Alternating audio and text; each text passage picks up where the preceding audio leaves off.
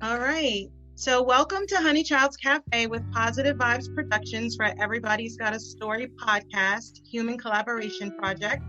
I'm Shonda Nicole, the host of the podcast. And today I have Melissa Aikens with me. Did I say your last name right, Melissa? You did. Thank you. Awesome. I just wanted to make sure. And Melissa's here to have a conversation about being a survivor of mental, verbal, emotional abuse, the effects of that abuse, and how one can overcome it. Melissa is sharing her story to offer emotional support and to help people to know that they're not alone. So again, thank you for being here, Melissa. I appreciate it.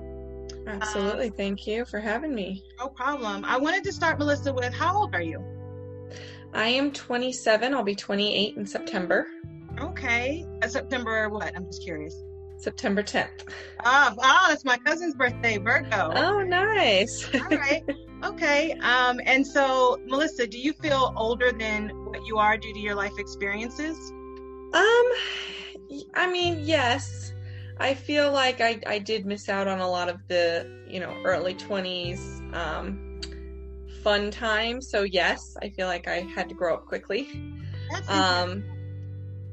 But yeah, I don't feel too old. But I do feel older, yes. Okay, no, I was going to say that's interesting that you say that. The last person I interviewed with said the same thing, that they missed out on their life a lot when they were younger.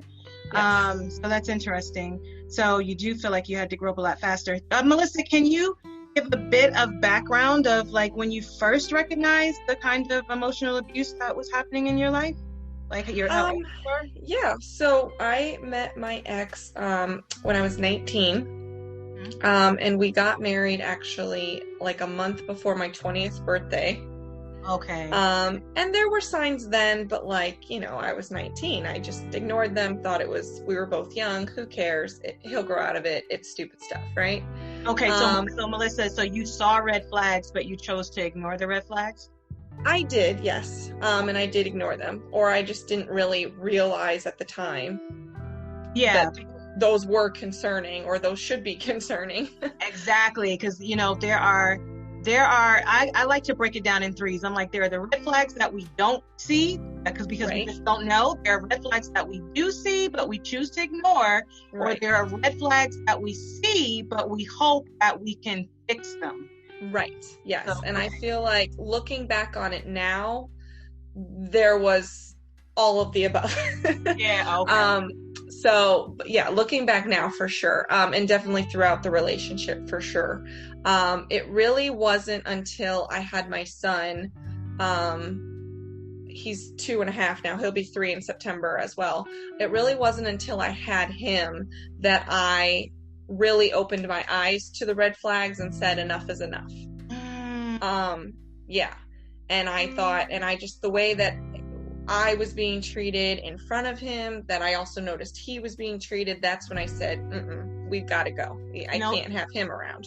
You know what, Melissa? And I can so relate to what you just said. I don't know what it is about us women that will take on so much emotional and verbal and sometimes physical abuse, but it's like when we have our babies and if something is like happening to our kids, it's like that's our heart, it's like our heart is being pulled out of our chest. It's like, no, not my baby. No, you won't, right? Absolutely. Wow. Okay. Mama bear comes out. There you go. Absolutely. So Melissa, how did the abuse that you were receiving, how did it like make you feel? Because I'm pretty sure you're like, well, this is my spouse, my spouse is supposed to love me, Right. Well, one thing I did start to feel a few years ago, especially like I said, after my son, when I started to really notice things, is I started to feel like, the world is a scary place. The world is already, judgmental, not abusive, judgmental and scary, and it gives you anxiety alone. Yeah. So your home should be your safe place. Yes. Your spouse should be your comforter. Yes, however, your sanctuary. The way that I was feeling was I felt more safe in the world than I did in my own home. Wow. Because I felt like I was walking on eggshells every time I said anything. I felt like, I felt more judged at home than I did with people in the world. Okay. And would you say that your spouse maybe exhibited some form of like narcissistic qualities, or? Oh, absolutely. Right? Absolutely. And you know, go ahead. I was gonna say, the more I've learned about narcissism over the past year that I've been gone from him, 100%, like everything I read, I'm like, oh my God, to a T, that is him. And isn't it crazy? It is.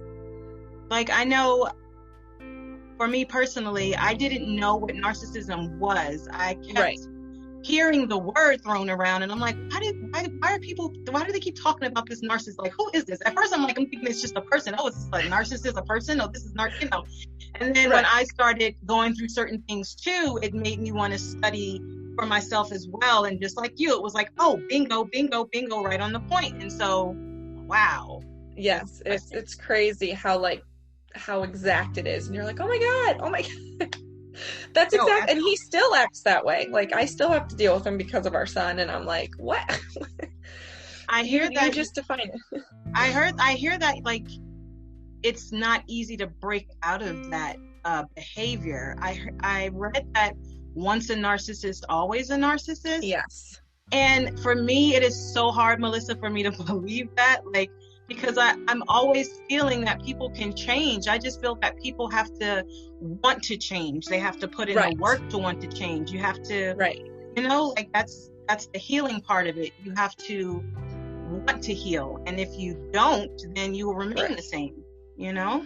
Well, I feel like it's just like with any addiction. You have to accept the fact that you have an addiction to fix it. So with narcissism and like my ex's behavior, he doesn't see that he's done anything wrong. To this day, he tells me I've made up all the abuse, that none of it happened. And so it's like, so you're never going to actually change or grow or be a different man if you can't accept that you actually did act this way. Exactly. And when that happens, when they're constantly in denial and they're trying to throw it back at you, it makes you confused. It like puts you in this tailspin of confusion, like, you know, while you're in the relationship with them, because they're constantly in denial about their behavior. Sometimes it will make you second guess yourself, or like, well, is this happening to me, or am I doing something wrong, or is it, you know? And I think that's what makes a person stay in that kind of a relationship longer, because the narcissist will take you, like, spin you around in a ball of confusion and keep you there. Yep. And they definitely, that was him. He would constantly make me question, like, okay, well, maybe I am nagging too much. Maybe I am this. Maybe I am that. Or on the opposite end, he would apologize, you know, I say that in quotations because it never was a true apology. He would apologize and he would be nice for, you know, a day, a week, maybe even a month. I think I've gotten a month's long of him being nice. And then you think, oh, okay, maybe he did actually understand that it hurt me, or he does care. And then, you know, you fall back into that same trap. And that was just, you know, 8 years I was in the same trap over and over. So that's exactly what it sounds like. So that's what it is, a trap. They tell you what you want to hear. Exactly. To appease you for a little bit, and that's the trap. Right. And then they go back to how they are, and then you have to kind of decide for yourself if you're going to stay or not. Right. Wow. And I know you also said, Melissa, you said you felt like you had to constantly prove yourself to people. What did you mean by that? Can you elaborate? So I just always, because he always made me feel like, okay, you're not doing things right. You're, you know, like, he would compare me to like his mother a lot. She kept the house clean. She raised kids and kept the house clean. She did this. She did that. Everything was compared to her, or even an ex. Like, my ex didn't act that way. And, you know, so it always made me feel like, okay, so I need to be better. Like, I'm not pleasing him. I'm not making him happy. I need to be better. And I feel like because of that, I took that out into the real world too. And I always wanted to please people and be a people pleaser. And I was a yes person, and everything was yes, yes, yes. I'll help you however you need. And I also found that my relationship with him took me, like, the same thing was happening with friendships too. I felt like I was being taken advantage of constantly. Yeah. Because I never said no. Like, I just didn't want to make people upset. I hated conflict. I hated upsetting people. So just, I spent every day like, what can I do to make everybody like me? Wow, Melissa. Yeah, you know what?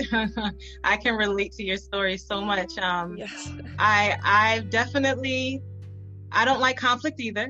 I don't like drama.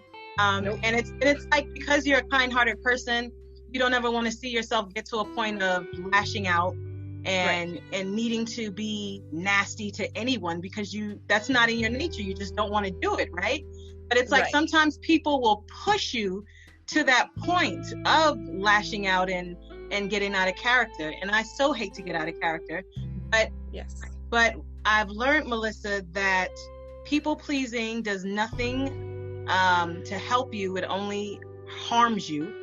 Right. And you have to learn how to say no when you really don't want to do something. Right. Because, because it'll leave you depleted of energy. You'll just have everybody suck in your energy, and then you won't have anything else for yourself. Wow. And so while you were going through this, Melissa, with your ex, like, did you have any emotional support from anybody? No, I honestly didn't, because I didn't really have many friends. I actually moved to California from Ohio about 10 years ago. So all of like the friends I grew up with, I don't really, speak to as much, because we all, are living our lives, different time zones. And I didn't really get much of an opportunity to meet and make new friends out here before meeting my ex. And he was very controlling about me going out and doing stuff. So I really didn't have any friends. Mm-hmm. And then with my family, I kind of was I was on and off speaking to them, because I was always defending, my husband at the time. Yeah. And they, my mom could tell that something wasn't right. And she was trying to like wake me up and get me out of it, but I defended him. So there were times that I was on and off speaking to her, and even when I did speak to them, I wasn't telling them like what was going on behind closed doors, because I wanted them to like him. You were protecting him. No, right. I was trying to protect him and make him seem like a good guy. Yeah. So no, I had nobody. I didn't have friends to speak to. I didn't have, the only person that I really spoke to about anything was my ex, and when he's the one doing the stuff, you can't really No, you can't. You can't talk to him. Or vent. No, not at all, because he's not going to understand. He's not even going to take it into consideration. It's like in one ear and out the other. Right. It's like, just deal with it. Wow. That's something. So you were like really stressing and like being really anxiety ridden. Like, did you ever come to a point where you went into a depressive state? I don't know about, probably. I have not went and fully got diagnosed on that, but I'm sure there was a time I was depressed, or still am even some days, because I am still dealing with stuff. Yeah. But my anxiety did get really bad, and that was mostly because he would love to, I think for him, he wanted the power over me, that to make me feel safe or whatever. Like, he wanted that power. So he was constantly like bringing up stories or saying things that would just give me such anxiety about the world. Oh. And there was a point in time where I didn't drive on the freeway for like 2 years straight. I refused to drive on the freeway. Why? Because I was so scared that like I was gonna crash my car and die. Like, why? Why? He was telling you don't drive on the freeway? Well, he wasn't exactly telling me not to. He just was always like, one time I was on the freeway and I drove over like a piece of a tire from a truck, and it kind of like messed up my front bumper a little bit. But then after I came home and was like telling him about that, instead of, oh my gosh, are you okay? It was, the freeway's such a scary place, and people like do like throw rocks off the top of the freeway and hit people, and then people die, and and he would always he always had to take a story that was so graphic and bad that it just got me to a point where I was like, oh my God, like I hadn't even thought of that. Like, okay, this freeway's scary. I can't go on it. Okay. So like he would say stories that would make you kind of want to stay in the house and not really want to go Yes, anywhere? and not leave, because I don't think he wanted me to be out in the world. So like for instance, one time I took my son to Target, and then I came home and he was like, don't you know that there's kidnappers out there that are like kidnapping children to like take their body parts and stuff? And just like those are the kinds of things he would say to me, and I'm just like, okay, I just went to Target, like I'm aware of Yeah. my surroundings. Yeah. Yeah. Because basically it's like, what are you saying about me? That I'm not a good mom, that I can't watch my own child when I'm Right. outside with him? I mean, I get it, but. Right, no, I Okay. know. I'm like, I already have enough anxiety as a mother in general, knowing Yeah, that there are bad people out there. But that's now right. I'm coming home to you, like having to tell me these stories about what you saw on the news and what you this and what you that. And I mean, even to this day, he tries to twist things and make it sound so awful. And I'm just like, I finally got over. Again, as a mother, you already have enough anxiety about your children. Mm-hmm. I don't need your added stories and stress. And Melissa, have you ever noticed, has he ever tried to like belittle you in public or like in front of other people, to make you feel maybe not smart or, He definitely, okay, at home for sure. I mean, I was called stupid, dumb all the time. At home. When we were obviously in front of people like my family or my, friends, I guess you could say, or his friends, he was very nice. In front of his family, especially like his brother, who would always stay over at our house a lot, he would say stuff because it's just like he couldn't help himself. mm-hmm. But for the most part, I felt like he was pretty nice in front of other people. Because I don't think he wanted them to know that he was doing these awful things. Okay. Which is why I say to this day, like, he's never brought a family member to any of our court dates. He's never brought a family member around. And I think that's because in their mind, he was this perfect husband and perfect father, and I'm just the evil one fighting. So he doesn't want to taint. His life. He doesn't want to taint his image to others. Right, because he, like I said, he put on an act in front of his family. And how was his family? Like, were you around his family? Did they treat you nice? Yeah, I was around them. I mean, we would go see them every weekend. We'd visit a little bit. They were fine. Like, it's not like I don't dislike them. I thought they were nice people. I did get the impression, though, they spoke Spanish, and I don't really speak Spanish. Okay. I did get the impression sometimes, because I can tell body language, that they were probably speaking about me. Yeah. In a negative way. Mm-hmm. I've also been told that they were speaking negatively about me a few times, from other family members. Wow. But no, I mean, from on the large scale, I was fine with them. It wasn't like we had a problem. It wasn't until after my son was born that I had a few issues with like his mother, and her trying to undermine me as a parent. Which she was like more controlling over your child? Well, like, one incident I can specifically remember is we were at her house, and she brought out animal cookie crackers, and it was like dinner time. So I was like, no, I don't want him eating that. I don't really give him a lot of junk. Plus it's dinner time. I want him to eat his food. So she's like, okay, fine. And then she left the cookies like sitting in his reach. So he kept trying to grab them. And she goes, your mom said you can't have a cookie, but I'll give you one anyway. Right in front of me. And it was just like, okay, to me, that's disrespectful. I mean, I know it's very minor, but it's like, but that's disrespectful, because I just said my child can't have something, and you literally are acting like I don't care. Yeah. I'm giving it to him. And so I kind of was just at that point, it was like, it's time for dinner. I want to go home. Well, that caused a huge argument between me and my ex, like huge. Yeah, because he doesn't want to, undermine his mother now? I guess, when he had a problem with her, it was okay. When I had a problem with her, I was evil. So, who knows? But it was just little things like that. She tried to give my child cheesecake at 6 months old. Whoa. Right? Well, no. Wow, no, you don't do that. Well, Melissa, the little things, people may call them minor, but the minor things usually add up to big things. Right. But then, like, when I called her out on it, she tried to lie to me and say she didn't do it. And I'm like, I just watched you put it in his mouth. Like, so it was just little things like that. We never had an argument where we screamed at each other or, you know, were disrespectful, but just little things like that. And I told, you know, and I shared this with my ex several times. I just didn't really, again, I wouldn't be disrespectful to her because it was her home we were in, and I'm not like that. Yeah. But I didn't really respect her opinion on anything.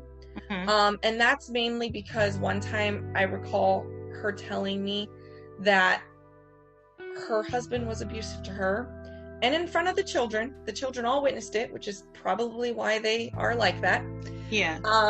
And I just remember her telling us, you know, your spouse guys will be guys, and they might cheat on you, and they might be abusive to you, and they might do all these things, but you just keep cooking and cleaning and doing their laundry, and they'll realize you're the one, and they'll come back. And ever since she told me that, I was just like, I cannot respect any advice you give me, because no, that's not okay.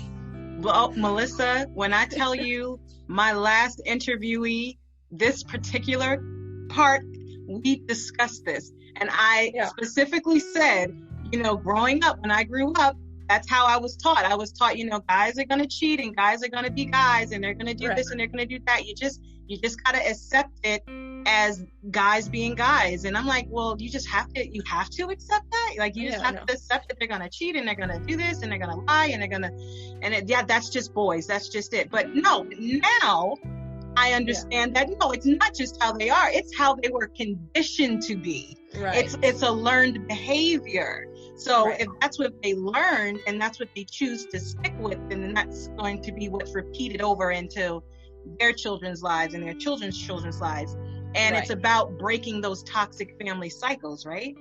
Yes. And that's one major reason why I left, because I said, you know what? I don't need my son growing up around this. I'm not going to let him, you know, I'm going to teach him. Exactly. You want your son to learn differently. So Melissa, are you saying that your breaking point was when you had your son, or your breaking point was if something happened to your son? Like, what pushed you to leave your ex? Really pushed you? Well, okay. So I had a month before I left, I had this moment where my ex and I were arguing. My son was sitting in my ex's lap, and he turned to my son and said, "Your mommy's being a bitch," right? Oh, come on. And I was like, okay, you know what? I've witnessed my nephew listen to his father call his mother names, and now I see my nephew calling his mother names when she's disciplining him. Mm-hmm. I said, and this is my nephew on that side, so my, in-laws. Mm-hmm. And so I said, you know what? I can't have that. And I started packing stuff up. I packed bags, and I told him, I cannot do this anymore. And I think that was the first time I actually packed some bags. Yeah. And I think it scared him a little bit. And so he was like, okay, no, I'm sorry. I won't do that again. I'm done. I'm going to be good. We're going to have, and I listed all my concerns. You don't spend enough time with us. You're never home.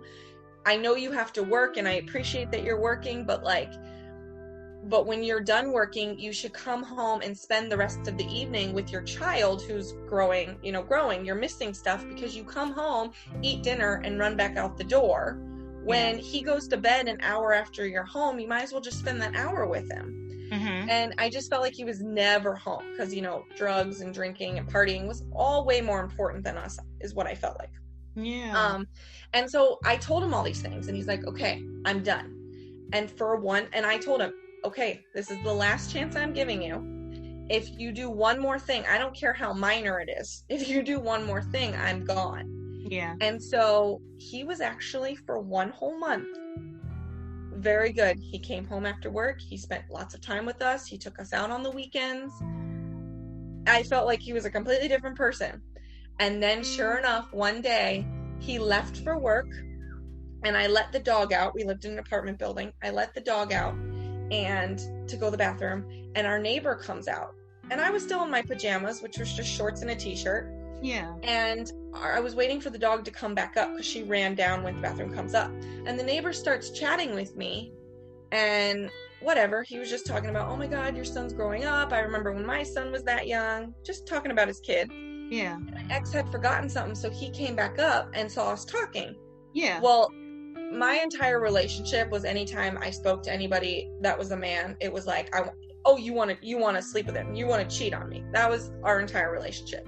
So he comes up thinking that I was trying to like invite the neighbor into our home. And I was like, no, I was waiting for the dog who you saw downstairs. Yeah. And so he, of course, started his whole, you're a this, you're a that. How dare you? Making up all kinds of stuff. We had a huge argument, and I even then still wasn't going to leave. I just said, are you coming home after work for us to talk about this? Yeah. And he's like, don't worry about it. Why don't you go ask the neighbor? Gave me some sarcastic answer. And I was like, okay, I'm done. So I called my parents up. I said, you guys want to come help me move? And they came and got us. They got all my stuff, and we were gone. And I haven't turned back. I know, that's right. Wow. So you had to be really strong to do that. Was he upset that you left? Oh, I mean, he came home while I was moving the stuff out, trying to convince me to stay. And I was like, I told you a month ago when I packed bags, if you did one more thing. Don't be sorry now. You should have been sorry 2 hours ago when you started calling me names. Yeah. And for days, he tried to play, again, mind games. We were on a FaceTime call because I was letting him see his son. I wasn't trying to take him. I mean, I'm not trying to take him away from his kid. Yeah. So I was letting him FaceTime the next day, and he stuck a knife to his neck. Like, as I don't know what the purpose was. And wait, your ex stuck a knife to his own neck? Yes. Like trying to get me to, I don't know. Like if I was going to, I don't know what his intention was. Like I'll die if you don't come back.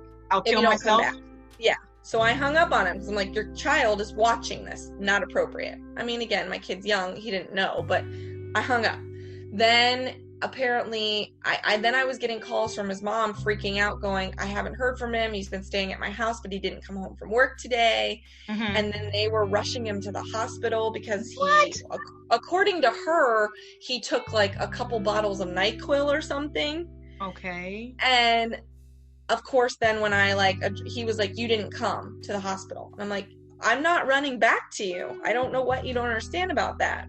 So he purposely put his own self in harm's way to see how much you still cared about him. Yeah, if I would come running back. Wow. And then when I addressed this in court, because I felt that committing suicide is an important matter. Yeah, you think? He straight up told the judge, I didn't actually try to hurt myself. I just told her that to see if she'd come. And the judge looked him straight in the face and said, well, lying to gain something is emotional abuse, dude. Thank you. The judge straight put him in his place over that. And because it's true. Well, right. And the thing is I know that he did try. So he lied in court too. But whatever. That's all he's done is lie in court. Yeah. So yeah, he's tried, and I ended up getting a restraining order because he just wouldn't stop harassing me every day. Melissa, come home. You're ruining our family. Melissa, you're ruining our family. And I ended up, just getting a restraining order so that he couldn't speak to me other than about our child.